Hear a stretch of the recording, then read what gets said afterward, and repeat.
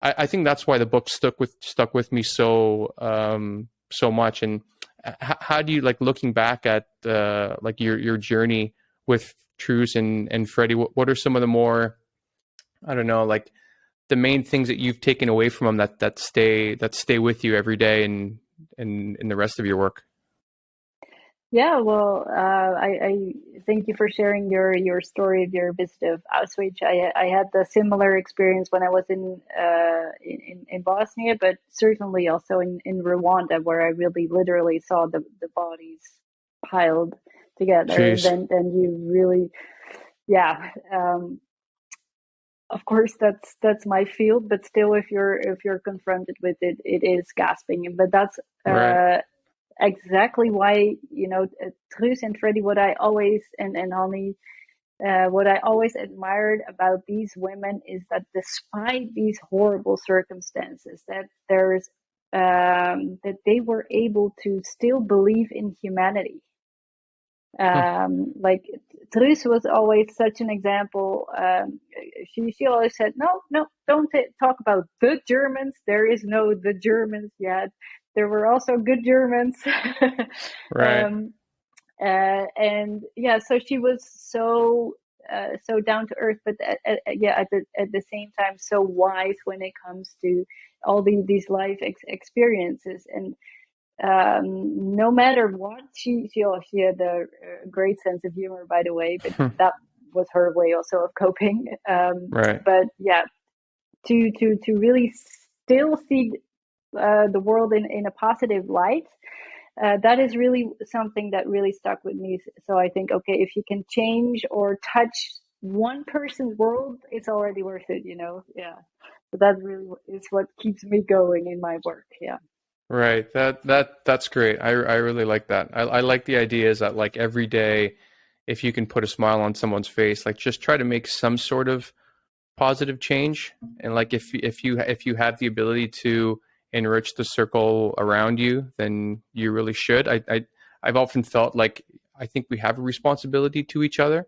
There's a lot of individualism kind of running rampant around the world right now, and I think we should all be, like you're saying, that there's an independence, there's agency. I think all of those are wonderful things, but I think when we forget, like, how much we all need each other and belong to each other, I think we kind of lose something, and I think it makes us, even more, once you have that disconnection, that emotional disconnection, that you feel like you don't belong anymore. I think that's when some really awful things start happening. Like, have you found anything like that in some of your work?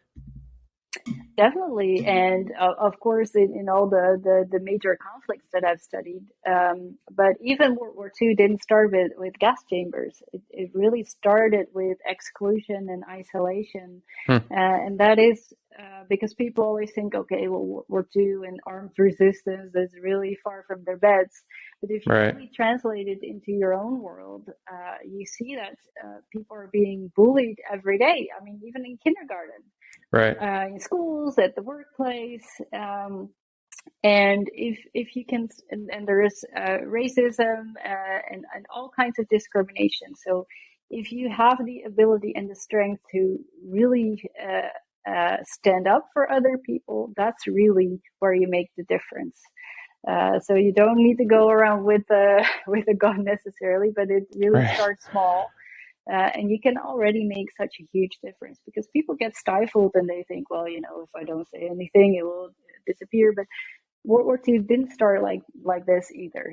It always starts out small, and it's the same with all the bigger conflicts. And look at Ukraine right now, and there's so Sure. many other forgotten conflicts in the world. Yeah, Right. Yeah, yeah, I think we're just hearing now of hundreds of thousands of children. Of course, I don't know how accurate that number is, that are being taken from the Ukraine and, I don't know, given out in Russia, or put into orphanages and now raised as Russians. And this war only started in February, so, yeah. after 10 years of such things, or I don't know how long exactly we would assess that it took for World War II essentially to start, but it starts with some things and escalates kind of exponentially, it seems.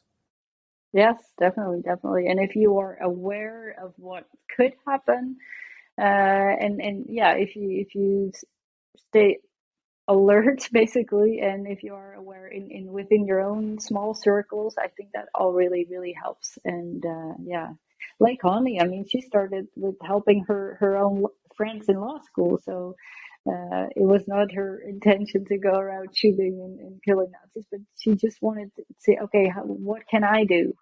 Because people often are so, I don't know, paralyzed by grave things that they don't know what to do. So it doesn't, like cleaning a house. It doesn't matter where you start. Just don't start somewhere.